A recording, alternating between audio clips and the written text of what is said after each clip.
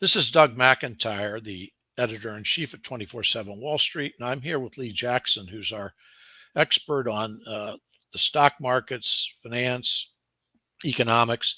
We're going to discuss stock splits a little. We're starting to see this now as the market runs up, and a lot of people don't understand, why does a company do this? So the first question, Lee, is why does a company split its stock?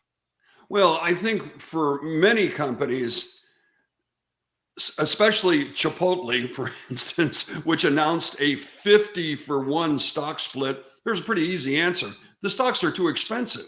And the average investor can't buy a lot of shares of Chipotle at $2,500 a share. But when they split it, they'll have a lot better chance to get, a retail investor that wants to own the shares. To me, the greatest example in history of this, and you can probably tell us a bit about this, is Warren Buffett. When Berkshire Hathaway, nobody could afford it. Forget a retail investor. Not the A shares, you still can't. Right. So that was a big deal. How high did that stock get, and why did he make that decision? Well, the A shares are still six figures. I haven't looked in a while because I just don't have the capability. But when he brought out the BRKB or the B shares, that, one of those was, 10 of those was equal to X amount of the A shares or whatever the, calculation was. But that's why he did that, just so, and it's not that the B shares are cheap. They're in the 250, 280 range, maybe higher. So, but it was at least provided some sort of vehicle for smaller investors to be in there. Right. People didn't want to pay over $10,000 for a single share of stock. Oh, yeah.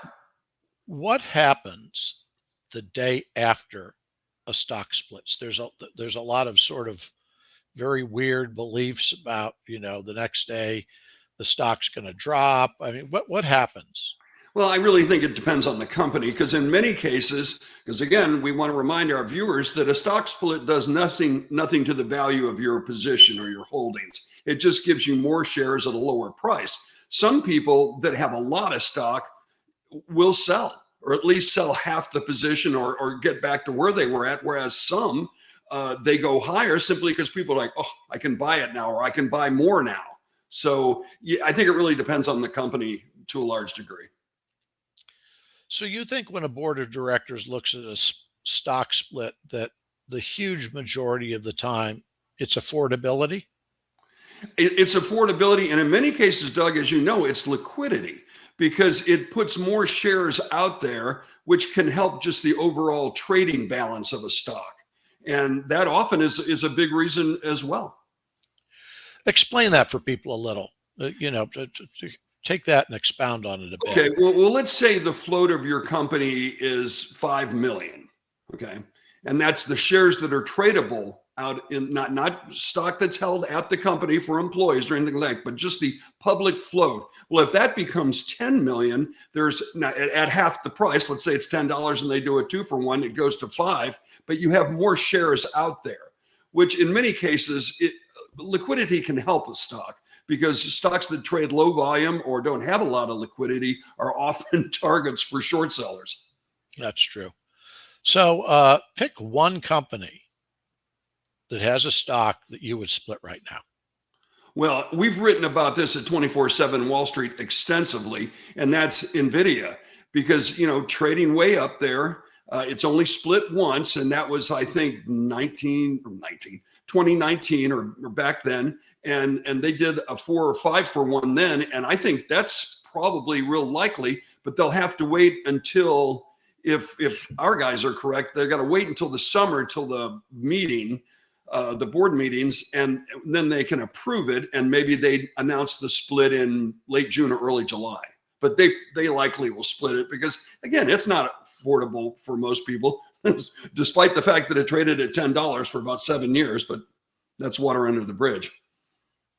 Any other companies that you'd look at and say, that might be a candidate, its stock has gotten rich? To me, rich is really $200-$300 or higher, because at that point, an average investor, you don't want to buy one share. No. Somebody's going to buy 10 shares in something. Is there any other company you look at and say, Well, yeah, I maybe think Broadcom, which is symbol AVGO, trading up around 1300 last time I looked, I think that's a big candidate for a split.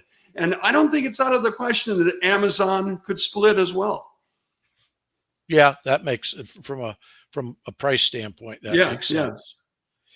Well, look, if the market keeps going higher and some of these AI driven stocks, some of these things will have tripled over the course of 2 years, Yeah. in some cases more. So we'll come back in a month or two and see if there are any other candidates for this, because the more frothy things get, the more likely it is companies look at things like liquidity. They look at the capacity for short selling. All of a sudden, those things become important to boards of directors, and it isn't just, I want people to be able to afford the stock. So let's come back to this in a couple of months and see how things stand and whether anybody has split their stock or might. Okay, we'll look back at this, and who knows, maybe the Chipotle split will have taken place by then. Good. Take care of yourself. Okay, same to you, Doug. Good to talk to you.